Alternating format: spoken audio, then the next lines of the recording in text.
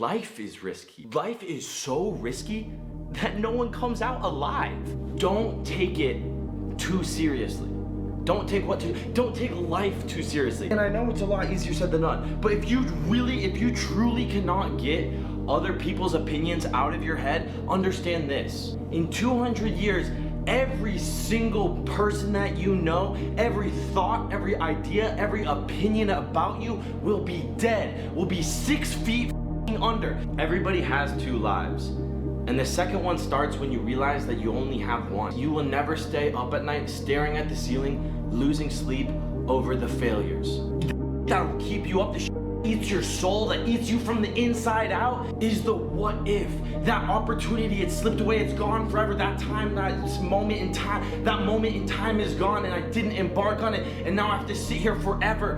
What if I will never get to know? What's the deal if you fail? You don't have any money, you're not where you want to be in life, and you have nothing going for you. So you try something, it doesn't work out, boom, you still have nothing going for you. It's great. If you have nothing going for you, you have nothing to lose, so you might as well put everything on the table. You might as well go all out with all of it. And when you put something unique out to the world, people watch. It's new. There's so many copycats when there's something new, a new product, new idea, everybody flocks. There's so many people that's like, I want to be the next Togi, I want to be the next Andrew Tate, I want to be the next Jake Paul. It's never gonna work to be the next something. You're the next you. That's incredible. You can conquer the world being the next you. You don't have to be the next Togi, next Andrew Tate. That doesn't make any sense. Why would that? You're the next Durkashmerker. And why is it so common for people to let their unique ideas and identity to be drowned out? Is because thinking is scary. Your own thoughts are very terrifying. It's a lot easier to mindlessly scroll. If you have found yourself having a hard time having unique thoughts or getting in touch with your own ideas, you know, you can't sit there without scrolling. This is a good practice, and I stole this one from Zerka. The human mind is meant to think. You were born to think, but you have to let yourself think. But you don't have to force it. You don't have to sit there. A lot of people sit there and they're so worked up, like, come on, go, go, go. You don't have to force it. You're just not giving your brain the opportunity. So this is the practice. You start by taking any household object, right? Take this bracelet. It's a pretty basic bracelet, whatever. But if I stare at this bracelet for 5 minutes, the first 3 minutes are gonna be unbearable and boring. But then at 3, 4, 5 minutes, oh, I never realized about this. This is interesting, never realized about that, about the bracelet. And then all of a sudden you're realizing these insane things about the item that you're staring at that you would have never realized otherwise. You didn't force it, you just let it happen. And that's your mind opening up. You feel like a superhuman. Like, try it right now. Pause this video and try it and then come back. Convinced yet. If you've not fully been motivated to take that first leap of faith, understand this. Every single day you wake up, you are either feeding your fears or your dreams. When your life comes to an end, you either end up living your fears or your dreams. There's no in between. Every single day, you are inching closer to your fears or your dreams. It starts in the middle, you're neutral.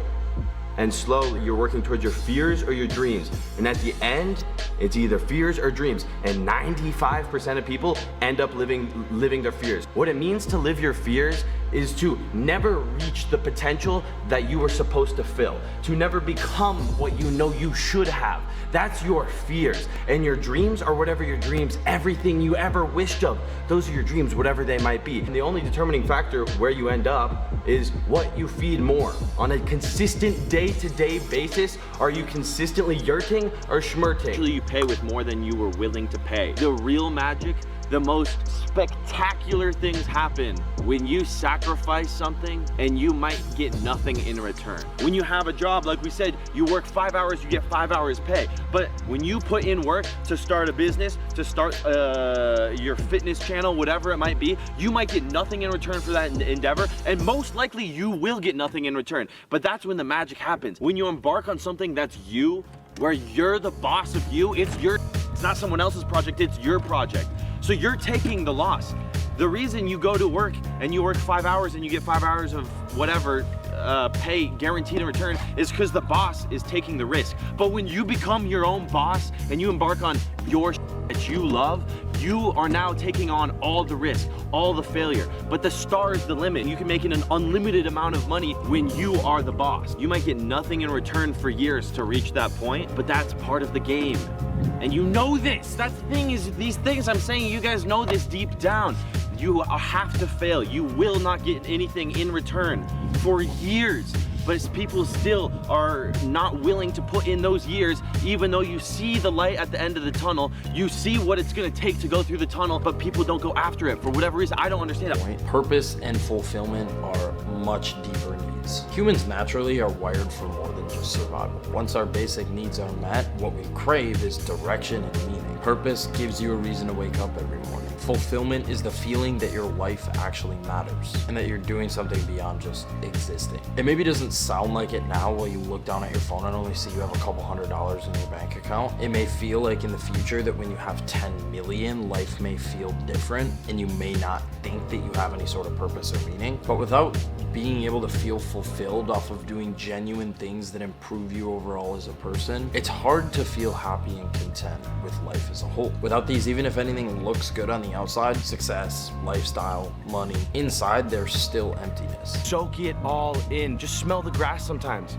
It's beautiful. And whether you like to admit it or not, you have so many blessings. When you expect too much stuff, you lose touch with gratitude. And here's the problem. When you're not grateful for your blessings that you do have, God will take them away. The universe will take them away from you. Andrew Tate said this once. If I were to give you a Ferrari and 1 year later you come back and the Ferrari hasn't been serviced, scratches all over it, on the inside, it just looks terrible, I would never give you a Ferrari again. I'd be like, yourself, I just gave you a blessing and you treat it like shit. And on the other hand, if you came back and the Ferrari was in perfect condition, maintained well, I'd be like, damn, that was a good gift. I'm happy to give you more. It's the same way with the universe, with God. He gives us all blessings, and if you're not grateful for what you do have, you're not gonna get any more. If you wonder why you're not lucky, it's because you're not grateful for what you do have. And if you're always unlucky, it's because you're not grateful for what you do have. So what you have gets taken away from you. You know, a lot of people aren't grateful for until it's gone, and then it's a bummer because it's gone. A lot of people like to play the victim. Shut the it pisses me the You are blessed beyond your wildest imagination. The guy walking wishes he had a bike. The guy biking wishes he had a van. The guy with the van wishes he had a sports car. The guy with the sports car wishes that he had a supercar. The guy with the supercar, 40 years old, looks at the 16-year-old that's walking and thinks, damn, I wish I had more time. If you look around enough, everybody will have something that you don't have that you want. And if you're too busy looking around at what you want, you're never gonna appreciate what you have, and then you never lived. That's a big thing I've struggled with over the last year and a half. I've seen a ton of success. My life was getting exponentially better, and I was getting exponentially less happy. Why is that? Because I was too obsessed with more. I was too obsessed with, he has a Lamborghini, I need it, I need more. And I never soaked it in. I never got the opportunity, and I regret that. Waking up to a notification like that when literally a year ago I was sitting in a college classroom with hardly any money in my bank account. How exactly does that feel? And to put it short, it really doesn't feel like anything. You quickly find out as you're chasing the game of making money that the thing that you're really chasing is not the money in itself. The money is simply a tool that provides the opportunity to live free, and freedom is what genuinely grants a person happiness. Don't get me wrong, all the materialistic stuff is cool. Being able to buy a Lamborghini Aventador at 20 years old, being able to buy a Lamborghini Urus at 19 years old, getting to live in this cool, luxurious, high-rise apartment in downtown Miami is insanely cool, and I am beyond grateful for everything that has spawned into my life in a materialistic manner. But as you continue to chase the money, you realize the game is more so about becoming the best at the game, and the money is solely a point system and a number on the scoreboard. And in order to truly become the best at what you do and be valued as the best at what you do, you have to have a lot of money and a lot of points on the scoreboard. So I'll say it again, the materialistic stuff is super, super cool. Don't get me wrong. I love to be able to buy cool watches, cool cars, live in a cool ass city, go out to dinners whenever I want, be able to go out to the club with my friends, be able to book a yacht for the day with my friends. But money is simply the tool that allows you to live freely. And money is also a tool that should be used to make more money and to continue to rank up the leaderboard. I think deep down what everyone chases is the freedom aspect. And in order to live free, you need to have them. Y'all telling me this shit ain't real? Cause he would love to see where I'm at today. He would love that, bro.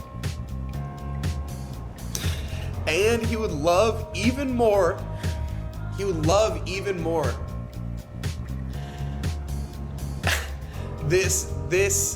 What I'm about to give to you.